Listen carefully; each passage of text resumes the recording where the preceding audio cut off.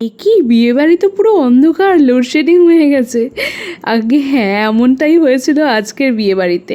তো হাই, আমি শ্রেয়া, তোমরা যারা চেনো না আমাকে, আর যারা চিনতে তারাও মেবি ভুলে গেছো, কারণ আমি এক যুগ পর ভিডিও দিচ্ছি।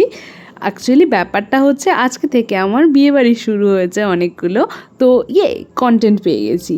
তো প্রায় 9টার সময় করে আমরা সবাই সেজে গুজে গিয়ে পৌঁছেছি বিয়েবাড়িতে, আর এটা খুব মিষ্টি বর বউ। তো তাদের সাথে দেখা করে দেখলাম একটু তত্ত্ব সাজিয়ে রাখা ছিল, বেশ সুন্দর লাগছিল দেখতে তত্ত্বগুলো। তো ভাবলাম দেখা সাক্ষাৎ তো সবই হলো, এবার চলো একটু খাওয়া দাওয়ার দিকে যাওয়া যাক। তো এই রুমটায় বসেছিল স্টার্টারে ছিল আম পান্না, আর ছিল ক্রিসপি চিলি বেবিকর্ন, আর চিকেন পকোড়া, সাথে পনির পাসিন্দা টাইপের কিছু একটা ছিল। তবে আমার সব থেকে ভালো লেগেছিল ওই ক্রিসপি চিলি বেবিকর্নটা। তারপর একটু বসেছিলাম, আর এই দেখো বোন তো পুরো ঘেমে নিয়ে অস্থির হয়ে গিয়েছে গরমে। তাই ভাবলাম চলো খাওয়া দাওয়া করে বাড়ি যাওয়া যাক এবার।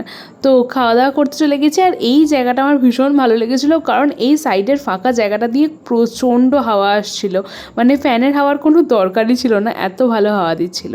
তো এই হচ্ছে মেনু কার্ড, তোমাদের দেখিয়ে দিলাম, তোমরা পজ করে দেখে নিও। আর আজকে সেরকম খাওয়া দাওয়া করিনি জানো তো, কারণ আবার আসছে আরও 2-3টে বিয়েবাড়ি।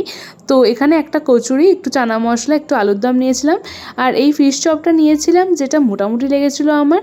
আর সাথে অল্প একটু ফ্রাইড রাইস আর একটা চিকেন নিয়েছিলাম, সাথে রসগোল্লা 2টো আর একটা সন্দেশ। মানে খুব একটা বেশি খাইনি কিছু বললে ভুল হবে, তবে মোটামুটি ছিমছাম খেয়েছি। তো চলো এবার খাওয়া দাওয়া করে আইসক্রিম নিয়ে বাড়ির পথে রওনা।